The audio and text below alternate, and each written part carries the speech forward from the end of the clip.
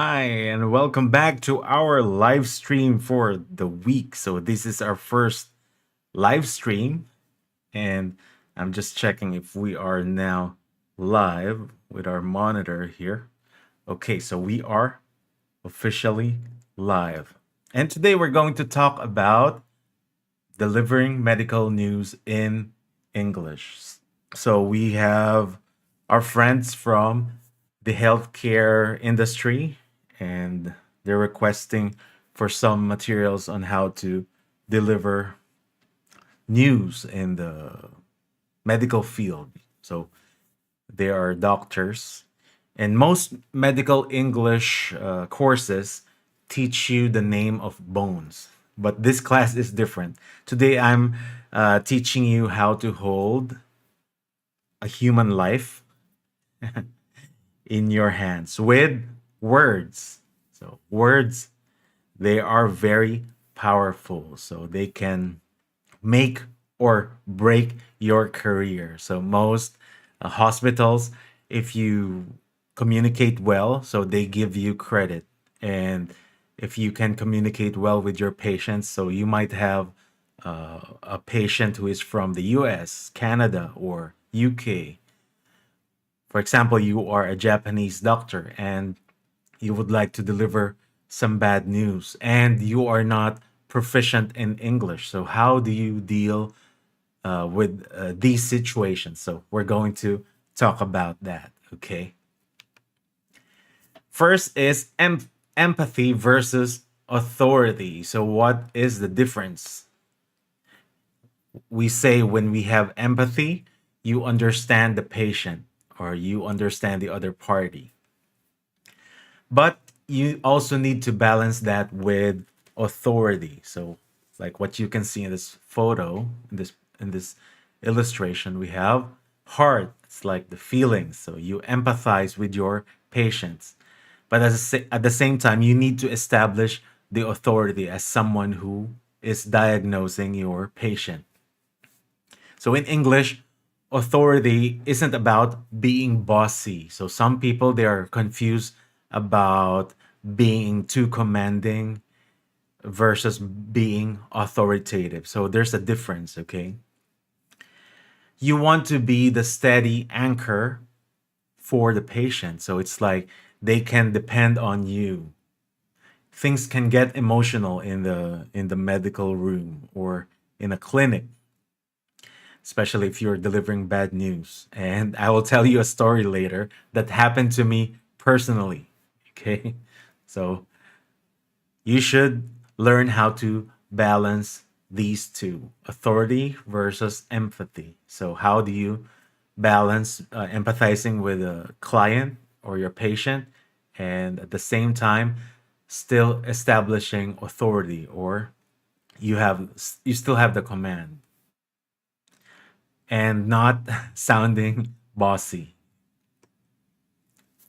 So, three-step rhythm for hard conversations. The first step is preparation. You need to be ready to deliver a bad news or it might be a bad news for other people, but generally when you're delivering something about their health, like maybe they have like a chronic disease, so it's very hard to categorize that as positive. You should learn how to use warning shots. So example, I'm afraid I have some difficult news to share. Again, I'm afraid I have some difficult news to share. So don't deliver this like being overly excited, like perky. Of course, the tone should be downward. Like, I'm afraid I have some difficult news to share, but try to keep like a neutral face, okay, facial expression. You don't want to look too grumpy or like you cannot or you did not eat for 3 days. Okay.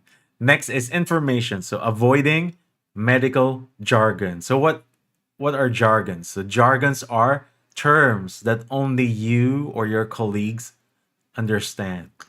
So it's like an internal code within your within your team. So instead of using medical jargon, you can use thought groups, okay, which we're going to talk about later. Number three is empathy, acknowledging emotion before moving to the plan. So now that I delivered the bad news or unwanted news, how do we move on to the plan, to the next steps? Okay. So these are three: preparation, information, and empathy. Okay. Now there are uh, junior phrases or sentences, and like what we always do, we have like the professional way of saying things. So junior is like very basic, like you have a problem. So that's too cold. So when you say you have a problem, it's very cold and sounds like a newbie. So how do you improvise that? So you can say, we've identified a challenge we need to address. Yeah. So I attended some workshops about positive thinking, and they say that you don't say problem, you don't see it as a problem. So it's better to say challenge. Okay, that's more positive. So we have identified a challenge we need to address. So it's a challenge. It means you can still do something about it, but you need to act now. Number two, don't worry, it's okay. It's very informal and not sounding like a doctor. So to sound like a medical professional, you say, I understand this is a lot to take in. So you say, I understand this is a lot to take in. So I know how it feels. Or I've had an experience the same experience with my mom or dad or a family member. Next is the test was bad. That's too direct and sounds unprofessional for me. The test was bad. So you don't phrase it that way. You say the results weren't what we were hoping for. Again, the results were not or weren't what we were hoping for. So maybe the client or your patient has a high level of maybe blood sugar or something or cholesterol. Okay, so these are the three basic executive swab. So if you want more of these, just send me a message, okay? If you're watching this via Facebook, you can just send me a message via Facebook Messenger, or you can go to our website, which I'm going to tell you later. Okay, silence is your strongest clinical tool. Okay, the power of pause. So we keep on emphasizing this in the English crew. So we want you to utilize pause. So don't underestimate the power of pause. So after delivering the core news, stop talking. So about 2 to 5 seconds and let the patient process. Okay, so authority is the calm in the middle of the patient's storm. So that's a saying. Okay, so if you deliver the news in a calm way, your patient will accept that. And in real life, I've witnessed this. So in the past, my mom also had a what do you call that? Breast cancer. So the doctor was, he's Thai. So he said, I speak a little bit of English, but I'm not that fluent. So he tried his best and he tried to use some terms like CA. So during that time, I was in my early 20s, so I didn't know what CA was. So I searched. During that time, there's already Google, so I checked, and apparently it says it's cell abnormality. So they don't want to say directly that it's cancer. So it's cell abnormality, or CA. So even in the results of the test, so they they give that information like breast CA. It's like cell abnormality. So that's considered jargon. Okay, so in the medical field, it's a jargon. But the doctor explained it well. Like cell abnormality means it's like the spread of the bad cells. So yeah, so we are educated, so we understood it quite well. And the way they deliver the news is very calm. So even if they are not English native speakers, they can deliver the news in a calm way. So I also admire how they manage it. Now, like what I said, the doctor diagnosed. So he gave his opinion, like, so it's staged like this, and then here's the next plan. So how do we move on? There's hope. So there's still a positive phrasing. Maybe because the situation of my mom was okay. It's not the late stages, so it's in the early stage, so it's easy. So the way they deliver the news is that, okay, so here's the situation, but we can still do something about it. So here's the next here are the next steps. Okay, moving on, here's what we're going to do. So he also explained that good news is that she's married to a Thai ex-government official, so everything will be free. So you just need to pay for the treatment, and then after 2 weeks, you'll get your money back, or you will get a refund. So it's very clear. It's like one, two, three. So here's the next step. We're going to remove the lump or something like that, and then the next step is you need to rest first for a couple of weeks so that the wound will heal, and then after that you'll go back to do your chemo sessions, something like that. So that's how they phrased it. And to think that they are not native speakers, they prepared, so I can see how they prepared the news, delivering the news. So they prepared well.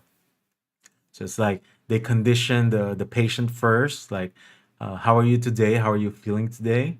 Okay, so let's uh, check your lab results or something like that. So they have this neutral tone and a very calm tone.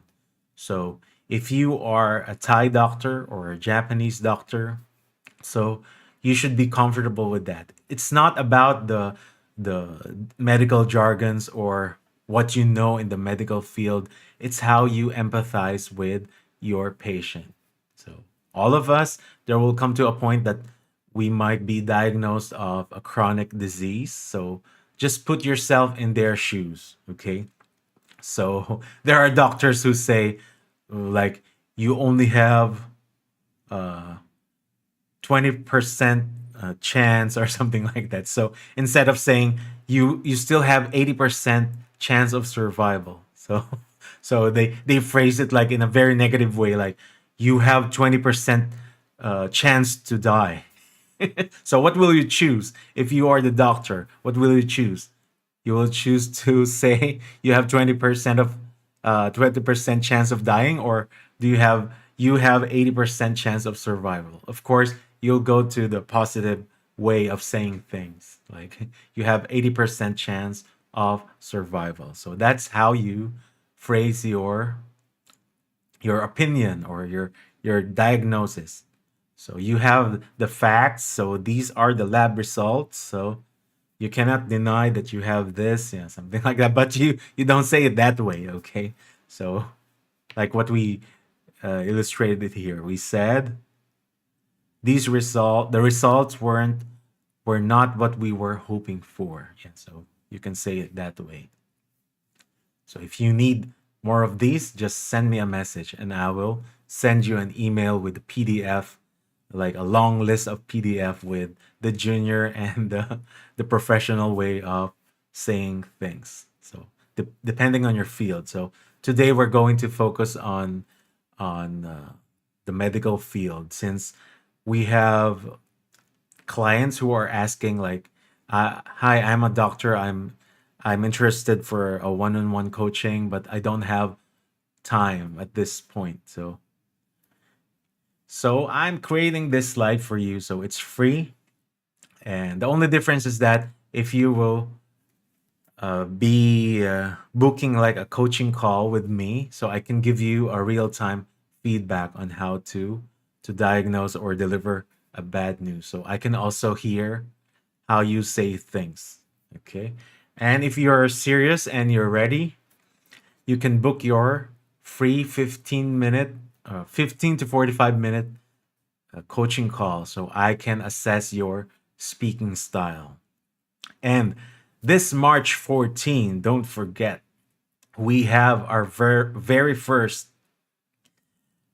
webinar or online workshop. So if you're a young professional, if you are a doctor, you are working in logistics, finance, like, or maybe you are in junior high school. So we also have a special case. Like recently, we have a junior high school, and they are more on coaching. So they want to know like the path or the trajectory that they will they will they will choose in the future. So they want to have like a clear vision of their career. So they're also doing one-on-one coaching with me. And in March 14, don't forget, we have this workshop about English in general. And I have invited 4 experts, okay?